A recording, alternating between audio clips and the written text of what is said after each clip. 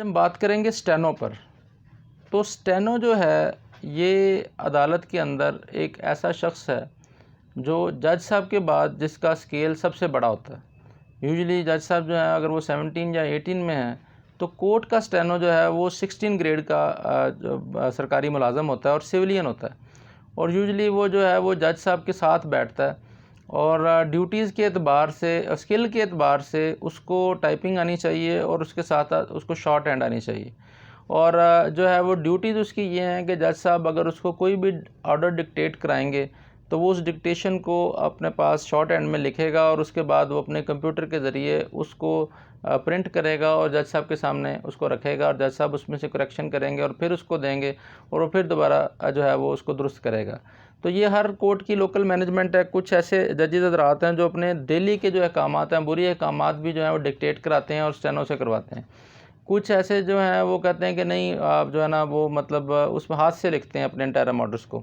तो यूजुअली जितनी अदालत में ज़मानतें जो हैं वो डिसाइड जब करनी होती हैं कोर्ट ने, तो वो आखिर में इसी को ही डिक्टेशन लिखाई जाती है और यहाँ से हमें पता लगता है कि कोर्ट ने क्या ऑर्डर किया है। यानी स्टेनो साहब जो हैं वो ख़ासी की पोजीशन पर होते हैं और जॉब हासिल करने के लिए भी अगर देखा जाए तो ये एक मैट्रिक या एफ़ए बंदे के लिए या बीए बंदे के लिए ये सबसे रीज़नेबल जॉब है जो स्टेनो की है।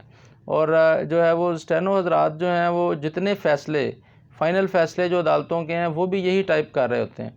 और यूजुअली वो उनकी कम्युनिकेशन जो है वो जो वकला हज़रात आते हैं उनसे सिवाय उस फ़ैसले को पूछने से ज़्यादा उनका फ़ाइलों की कस्टोडियन नहीं है वो अदालत के अंदर। इससे ज़्यादा उनसे कोई काम नहीं होता। यानी डेली की तारीख़ हम उनसे पूछने के लिए नहीं जाते हैं। उसके लिए उनके पास जो है सिर्फ़ और सिर्फ हम जो जज साहब ने उस वक़्त हुक्म लिखवाया है, उस हुक्म को लिखने के बाद ये फ़ौरी तौर पर उस रिकॉर्ड को, उस फ़ाइल को रीडर के हवाले कर देते हैं। यानी इनके पास अपना कोई रिकॉर्ड नहीं होता, इनसे किसी किस्म का कोई रिकॉर्ड नहीं लिया जा सकता।